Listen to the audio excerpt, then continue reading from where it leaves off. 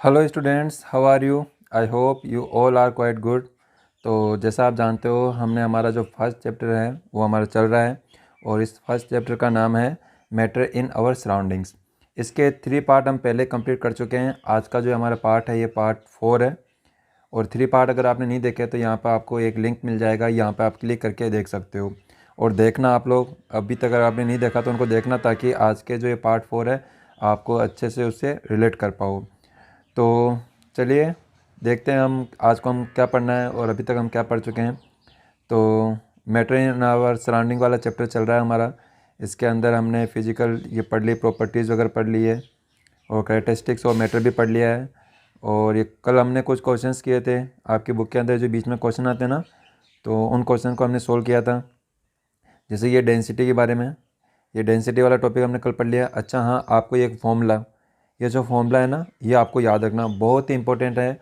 आपके exam point of view से भी बहुत इंपॉर्टेंट है। आपसे पूछा जा सकता है डायरेक्ट कि जो डेंसिटी होती है, डेंसिटी का फॉर्मूला क्या होता है। अगर डेंसिटी को मैं लिखता हूँ, डी से डिनोट करता हूँ, तो डेंसिटी इक्वल होता है मास अपॉन वॉल्यूम, है ना। ये फॉर्मूला याद रखना, M upon V, mass upon volume. अच्छा, मास की यूनिट क्या होती है?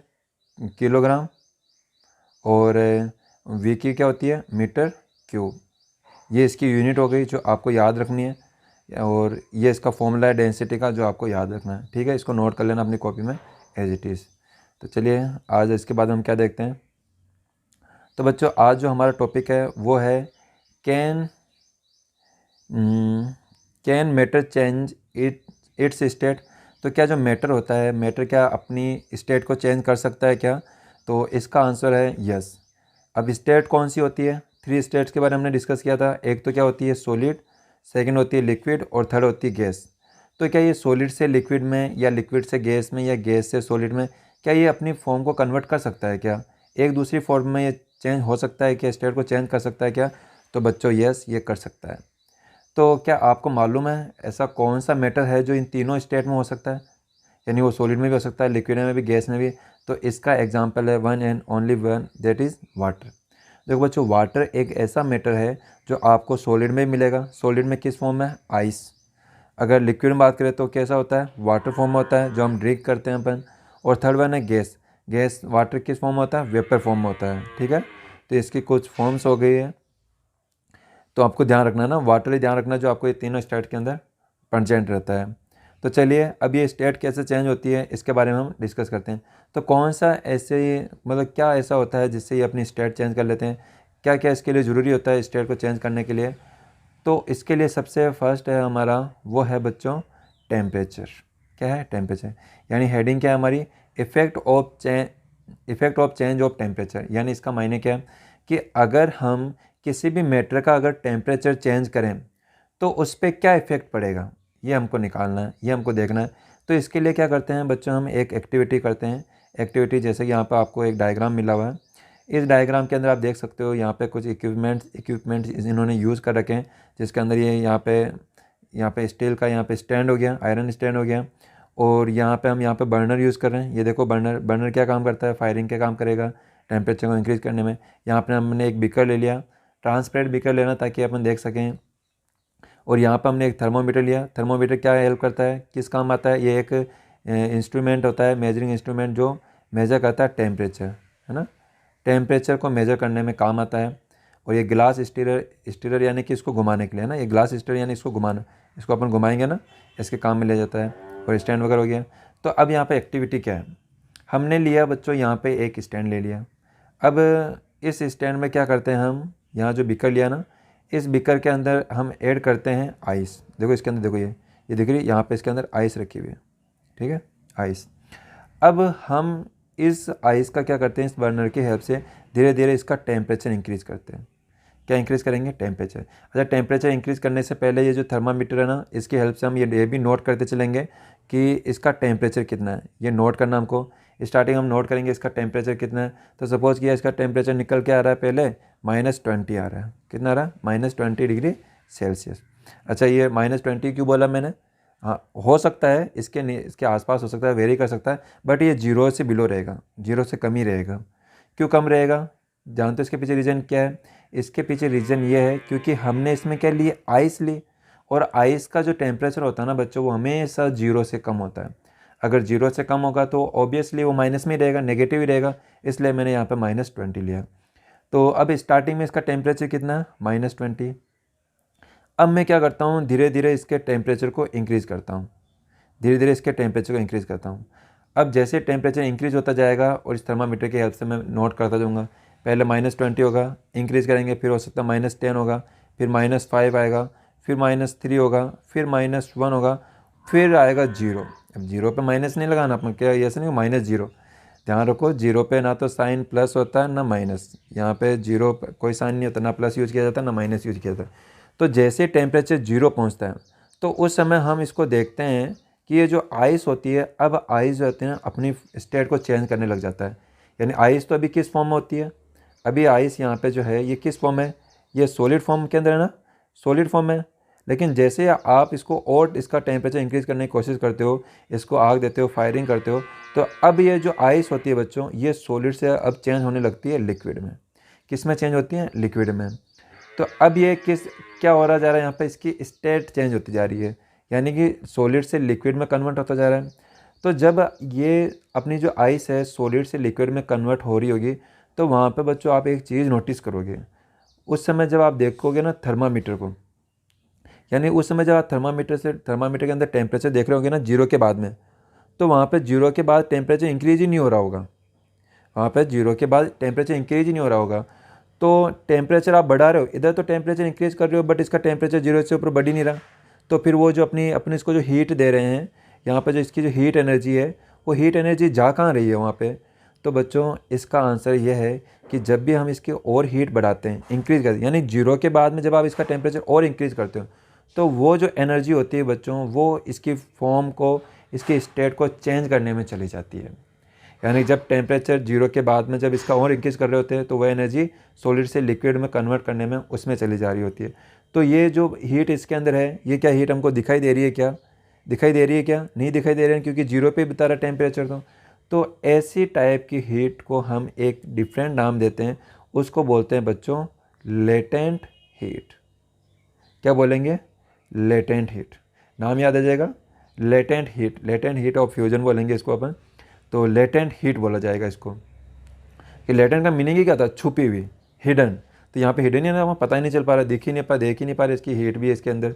तो इसके पीछे रीज़न यही है कि यहाँ पे छुपी हुई थी, इसलिए इसको लेटेंट नाम दिया। अब बच्चों एक चीज़ का ध्यान रखना कि सॉलिड का, या अब देखो बच्चों इसके अंदर जो हम पढ़ रहे हैं ना, यानी कि यहाँ पे स्टेट चेंज हो रही है, किससे स्टेट चेंज हो रही है, सॉलिड से लिक्विड में। तो यहाँ एक चीज़ आपको ध्यान रखनी है कि सॉलिड से लिक्विड में जो चेंज होने की जो प्रोसेस होती है ना बच्चों, इसको एक अलग नाम से जाना जाता है और इसको बोला जाता है फ्यूजन। क्या बोला जाता है, फ्यूजन। ध्यान रहेगा। तो अगर कोई भी पूछ लिया जाए कि फ्यूजन क्या होता है, व्हाट इज़ फ्यूजन, तो अपन क्या कह सकते हैं, fusion is the process in which the state of solid, the state of matter, it means solid change its state into liquid. यानी कि आप इसको सिंपली कह सकते हो कि the changing of state from solid to liquid is called fusion, है ना। सॉलिड से लिक्विड में चेंज होने की जो प्रोसेस होती है, इसको क्या बोला जाता है बच्चों, फ्यूजन। तो ये आपको ध्यान रखना है। अब हमने ये तो पढ़ लिया कि सॉलिड से लिक्विड में कन्वर्ट हो जाएगा, कब कन्वर्ट होगा, जब हम इसका टेम्परेचर इंक्रीज़ करेंगे। तो अब ये जो टेम्परेचर इंक्रीज़ करने से सॉलिड से लिक्विड में चेंज हो क्यों जा रहा है, इसके पीछे रीज़न क्या है। तो बच्चों इसके पीछे रीज़न ये है कि जैसे ही हम इसका टेम्परेचर इंक्रीज़ करते हैं ना, देखो यहाँ पे जब आप इनका टेम्परेचर इंक्रीज़ करते हो इसका आइस का, तो उस समय होता क्या है कि जब आप इस आइस का अगर इसका जब आप टेम्परेचर इंक्रीज़ करते हो, तो इसके ये जो पार्टिकल है इसके अंदर, अब इनके जो पार्टिकल है आइस के जो पार्टिकल हो वो बिल्कुल पास होते हैं, उनके अंदर एनर्जी होती है, और वो एनर्जी उस समय पार्टिकल होते हैं, पार्टिकल यहाँ पे क्या कर रहे होते हैं, मूव कर रहे होते हैं, कम मूव कर रहे होते हैं, तो उसके अंदर एनर्जी कम होती है। काइनेटिक एनर्जी तो होती है, अपने ये प्रॉपर्टी है इसकी, तो कि कोई भी मैटर के जो पार्टिकल होते हैं उनके अंदर एनर्जी होती है, काइनेटिक एनर्जी, जिसकी वजह से वो इधर उधर ट्रांसफ़र कर रहे होते हैं। अब होता क्या है, और इनके बीच में सेकंड प्रॉपर्टी ये भी थी कि इनके बीच में कौन सा फोर्स वर्क कर रहा होता है, अट्रैक्शन फोर्स, जिसकी वजह से ये पास रहते हैं। अब जैसे ही आप क्या करते हो, इसका टेम्परेचर इंक्रीज़ करते हो, किसका, आइस का या फिर सॉलिड का, तो उस समय होता क्या है कि देखो यहाँ पर आप देख सकते हो डायग्राम, और पास कर लेता हूँ, देखा। तो इसको इमेज को क्लियर होने दो, क्लियर होएगी, अभी थोड़ी ब्लर हो रही होगी, ये हुई क्लियर, होने दो। तो होता क्या है बच्चों कि जैसे हम इनका टेम्परेचर इंक्रीज़ करते हैं ना, इन आइस का, यहाँ पे देखो, इस आइस का जब टेम्परेचर इंक्रीज़ किया जाता है तो उस समय क्या होता है, इनके जो पार्टिकल होते हैं, किनके, आइस के जो पार्टिकल होते हैं, आइस के पार्टिकल के बीच में जो काइनेटिक एनर्जी होती है वो काइनेटिक एनर्जी इंक्रीज होती है। यानी पहले जो ये पार्टिकल होते हैं वो धीरे धीरे मूव कर रहे होते हैं, लेकिन जैसे ही आप इसका टेम्परेचर और इंक्रीज़ करते हो तो अब ये जो मूव करते हैं ये फास्ट मूव करते हैं, तेज़ी से मूव करने लग जाते हैं। अब तेज़ी से मूव करेंगे तो क्या होगा, दूर दूर होंगे, इनके बीच में जो अट्रैक्शन फोर्स होगा ना बच्चों वो कम होता जाएगा। तो यहाँ पे दो चीज़ होगी बच्चों, देखो क्या क्या होगी। फर्स्ट थिंग तो क्या होगी, जैसे आप इनका टेम्परेचर यहाँ पे देखो, एक मिनट, तो यहाँ पर देखो बच्चों दो चीज़ें होगी, क्या होगी, एक तो जैसे आप यहाँ पर टेम्परेचर इंक्रीज़ करते हो तो एक तो इंक्रीज़ होगा, यहाँ पे कौन सी एनर्जी इंक्रीज होगी, इनकी काइनेटिक एनर्जी इंक्रीज होगी। क्या होगी, काइनेटिक। काइनेटिक एनर्जी से मतलब क्या है कि इनके जो पार्टिकल्स है ना, ये आइस के जो पार्टिकल्स है ये फास्ट मूव करने लग जाएंगे, फास्ट मूव करने लगेंगे। दूसरी चीज़ क्या होगी, यहाँ पे इनके बीच में जो एनर्जी है, सो एनर्जी का जो अट्रैक्शन फोर्स है, अट्रैक्शन फोर्स लगता है ना, वो जो अट्रैक्शन फोर्स है वो अट्रैक्शन फोर्स भी क्या होता है, अब वीक होने लग जाता है। क्या होने लग जाता है, वीक। अब वीक होगा, कमज़ोर होगा तो वो यहाँ से ब्रेक होने लगेगा, ब्रेक होगा तो ये क्या होने जाएंगे, ये दूर दूर होने लग जाएंगे। और जैसे ये दूर दूर होने लगेंगे तो अब ये जो हमारी आइस है ये कन्वर्ट होने लग जाएगी वाटर के अंदर। किसमें, वाटर के अंदर। और जैसे ये वाटर के अंदर कन्वर्ट होगी तो हम इसको एक दूसरे नाम से जानेंगे, इसको दूसरा नाम लेंगे अपन, इस प्रोसेस को क्या बोलेंगे, फ्यूजन। क्या बोलेंगे, फ्यूजन। ठीक है, ये आपको समझ में आया। अब देखो, अब एक चीज़ का भी ध्यान रखना, हमको मालूम है कि जब इसका टेम्परेचर इंक्रीज होता है, जब हम इसका टेम्परेचर बढ़ाते हैं तो ये जो आइस है, आइस का जो टेम्परेचर इंक्रीज होता है तो वो क्या ऐसे थोड़ी ना होता है कि अगर पहले -20 था तो -20 से सीधा डायरेक्ट आ गया अपने 0 पर आ गया, ऐसा नहीं होता ना। ये धीरे धीरे आपके क्या होता है, इंक्रीज होता है। पहले -20 होगा, फिर 10 होगा, -5, -2, -1। अब जैसे 0 पर पहुँचेगा तो ये अब अपनी फॉर्म को कन्वर्ट करने लग जाएगा, यानी कि आइस से किस में कन्वर्ट हो जाएगा, वाटर में। तो कौन से किस टेम्परेचर पे ये इंक्रीज़ कर रहा है, अपना टेम्परेचर इंक्रीज़ कर रहा है, मतलब कि अपनी स्टेट चेंज कर रहा है, मेल्ट हो रहा है। मेल्ट ही हो रहा है ना, यहाँ पे पिघलना, सॉलिड जो होता है वो मेल्ट करता है। तो जो 0 डिग्री टेम्परेचर पे मेल्ट होने लगा तो वो मिनिमम